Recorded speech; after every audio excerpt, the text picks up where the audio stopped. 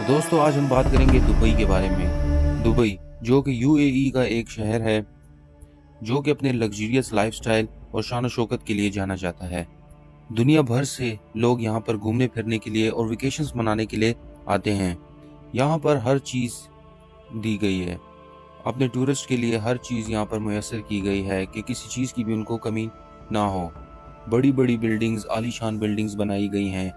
पूरी दुनिया में जो जो फैसिलिटीज़ हैं वो इस शहर में ला के रख दी गई हैं। मगर दोस्तों आप लोगों को जान के ये हैरानी होगी कि इतना सब कुछ होने के बावजूद दुबई शहर में और पूरे यूएई में पानी की बहुत किल्लत है, क्योंकि दुबई शहर रेगिस्तान पे बनाया गया है और आसपास जो समुद्री इलाके हैं या जो समंदर हैं उनका पानी पीने के काबिल नहीं है। और दुबई शहर अंदर से ज़्यादातर सूखा है और रेगिस्तान पे वाक़या है। तो दुबई अपने पानी के मसले को हल करने के लिए एक टेक्निक का इस्तेमाल करता है, जिस टेक्निक का नाम है क्लाउड सीडिंग टेक्निक। और आज की हमारी इस वीडियो में हम आपको इसी टेक्निक के बारे में बताएंगे और इसके बारे में भी बात करेंगे। जो दुबई में सैलाब आया वो किस वजह से आया वो क्लाउड सीडिंग टेक्निक की वजह से आया या कोई और वजह थी। तो ये सब कुछ आज हम इस वीडियो में डिस्कस करेंगे। तो गाइस वीडियो एंड तक देखना और हमारे साथ रहना। तो बगैर किसी रुकावट के वीडियो को शुरू करते हैं। तो दोस्तों दुबई जो कि यूनाइटेड अरब इमिरेट्स में वाक़या है, ये यूनाइटेड अरब की 7 इमरातों में से एक इमरात है। इस शहर को दुनिया के सबसे मशहूर और महंगे शहरों में शुमार किया जाता है। दुनिया भर के लोग इसकी तरफ खींचे चले आते हैं। ऊपर से खुशहाल नजर आने वाला ये शहर अंदर से बिल्कुल सूखा है। दरअसल दुबई एक सूखे हुए रेगिस्तान पर वाक़या है, जहाँ पर पीने के पानी का एक कतरा भी मुयसर नहीं है।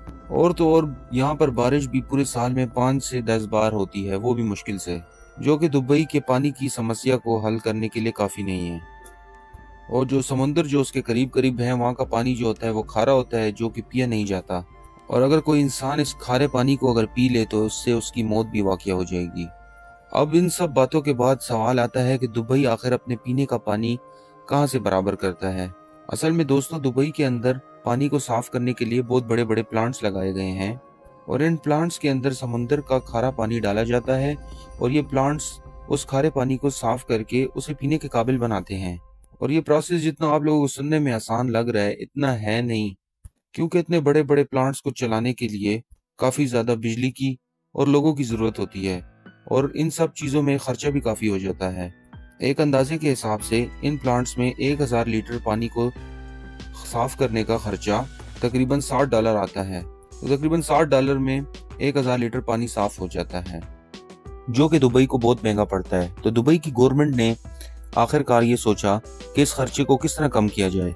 तो फिर दुबई को क्लाउड सीडिंग टेक्निक के बारे में पता चला। उन्होंने कहा कि क्लाउड सीडिंग टेक्निक से हम अपना इस पानी का मसला हल कर सकते हैं। अब आप लोगों में से काफ़ी लोगों ने क्लाउड सीडिंग टेक्निक के बारे में तो सुना ही होगा और ज़्यादातर लोग जानते भी होंगे कि आखिर ये है क्या चीज़। लेकिन जो लोग नहीं जानते उनको मैं बताता हूँ कि ये एक्चुअली में होता क्या है। तो दोस्तों क्लाउड सीडिंग टेक्निक को जानने से पहले आप लोग ये जानें कि असल में बारिश होती किस तरह है। तो जो नेचुरल निज़ाम है कायनात का, वो तो ऐसा होता है कि सूरज की किरणें जब ज़मीन के पानी पे पड़ती हैं तो पानी भाप बन के आसमान की तरफ उड़ने लग जाता है और उड़ के जब ऊपर जाता है तो ऊपर का टेम्परेचर जो ठंडा होता है, तो ये पानी की बूंदें ऊपर जाके भाप से फिर पानी बन जाती हैं। और पानी की इन छोटी छोटी बूंदों को इंग्लिश में वाटर ड्रॉपलेट्स कहा जाता है, जो कि पानी की प्योरेस्ट फॉर्म होती है। और ये सारे ड्रॉपलेट्स ऊपर इकट्ठा होकर बादलों का रूप ले लेते हैं और छोटे होने की वजह से ये बहुत हल्के भी होते हैं। और ये बूंदें जमीन पे तब तक नहीं गिरती जब तक ये सारी बूंदें आपस में कंबाइन होके बड़ी बूंदें ना बन जाएं। और ये पानी की जब बिल्कुल प्योरेस्ट फॉर्म होती है तो ये इतनी आसानी से आपस में जुड़ती भी नहीं है। और जब इन पे ऊपर आसमान में मट्टी या कुछ सख्त चीज टकराती है तो फिर ये प्योरेस्ट फॉर्म रहती भी नहीं है और एक दूसरे के साथ जुड़नी शुरू हो जाती हैं। और जैसे ही इनका वजन बढ़ता है तो फिर ये ड्रॉप्स की शक्ल में नीचे गिरने लग जाती हैं, जिसको कि हम लोग बारिश कहते हैं। तो दोस्तों ये तो थी नेचुरल बारिश की कहानी। तो अब हम बात करते हैं क्लाउड सीडिंग के बारे में। क्लाउड सीडिंग 1946 में इजाद की गई थी, जो कि विंसेंट शेफर्ड अमेरिकन एक साइंटिस्ट थे, उन्होंने इजाद की थी। तो इस टेक्निक में ये होता है कि जो ऊपर वाटर ड्रॉपलेट्स होते हैं छोटे छोटे, ये टेक्निक उन सब वाटर ड्रॉपलेट्स को जोरी पे कंबाइन कराती है और जैसे कि हमने आपको अभी अभी बताया कि जब पानी के ड्रॉपलेट्स आपस में कंबाइन होते हैं, उनका वेट ज्यादा हो जाता है, तो वो फिर नीचे जमीन की तरफ ग्रेविटी की वजह से आते हैं। दरअसल क्लाउड सीडिंग टेक्नोलॉजी में सिल्वर आयोडाइड नाम का एक कंपाउंड बादलों के ऊपर छिड़का जाता है एयरप्लेन के थ्रू। ये प्लेन के थ्रू भी छिड़कते हैं और नीचे जमीन से डायरेक्ट भी छिड़क सकते हैं। अब जब ये कंपाउंड जब बादलों में जाता है तो ये छोटी छोटी बारिश की बूंदों को आपस में जोड़कर बड़ी बड़ी बूंदें बनाता है, और बड़ी बड़ी बूंदें बनने के बाद ग्रेविटी की वजह से वो बूंदें नीचे की तरफ आती हैं। तो इससे हम कह सकते हैं कि क्लाउड सीडिंग टेक्नोलॉजी बारिश जो कि बादलों को बारिश करने पर मजबूर कर देती है। तो दोस्तों अब हम आपको बताते हैं कि दुबई क्लाउड सीडिंग का इस्तेमाल कैसे करता है।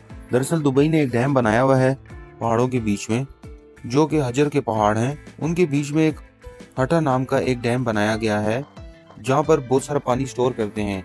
तो जब बादल हटा नामी डैम के ऊपर आते हैं तो दुबई क्लाउड सीडिंग के थ्रू उन बादलों में केमिकल छोड़ देता है बारिश करवाने के लिए। तो वहाँ पर बारिश हो जाती है और दुबई के दरियाओं में पानी जाने की बजाय वो उस डैम में पानी सारा स्टोर हो जाता है। तो दुबई उस पानी को पीने के लिए प्यूरिफाई करता है और इसके ज़रिए काफ़ी ज़्यादा बिजली भी दुबई पैदा करता है।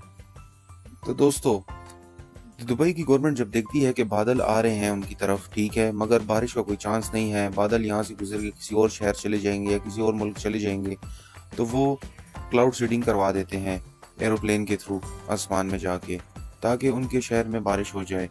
खो ये चीज़ ठीक नहीं है।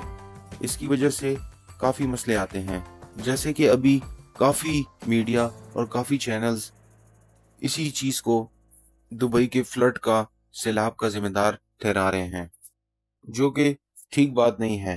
दोस्तों क्लाउड सीडिंग दुबई के फ्लड की जिम्मेदार नहीं है। दिन ब दिन जैसे जैसे क्लाइमेट चेंज हो रहा है और ओजोन लेयर जैसे ख़राब हो रही है और हमारी गलतियों की वजह से जो दुनिया भर का क्लाइमेट ख़राब हो रहा है, ये सब उसकी वजह से हुआ है।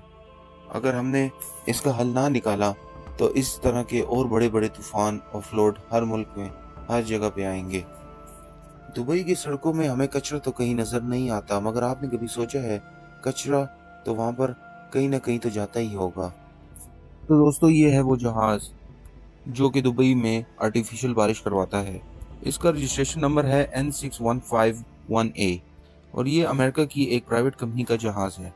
फ्लाइट डेटा रिकॉर्ड में देखने के बाद मुझे मालूम पड़ा कि ये जहाज जो है वो दुबई के फ्लोट से एक दिन पहले ही 15 अप्रैल ठीक 4 बजे जायद इंटरनेशनल एयरपोर्ट से उड़ा और सीधा यूनाइटेड अरब ईस्ट कोस्ट में मौजूद पहाड़ी एरिया के ऊपर गया और वहां गोल गोल चक्कर मारकर और फिर वो शारजा के ईस्ट में 2 अलग अलग लोकेशन पर जाकर ऐसे ही गोल गोल चक्कर लगाए और फिर दुबई के ईस्ट में लाहबाब के ऊपर भी ठीक इसी तरह गोल गोल चक्कर लगाए। करीब शाम को 5:30 बजे वापस अबू धाबी एयरपोर्ट पे लैंड हो गया।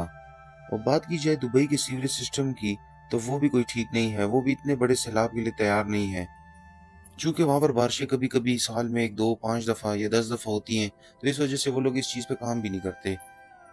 तब बारिश के बाद उनकी सीवरेज पाइपलाइंस में पानी के साथ साथ काफ़ी ज़्यादा कचरा भी चला गया, जिसकी वजह से उनकी सीवरेज की पाइपलाइंस ब्लॉक हो गई।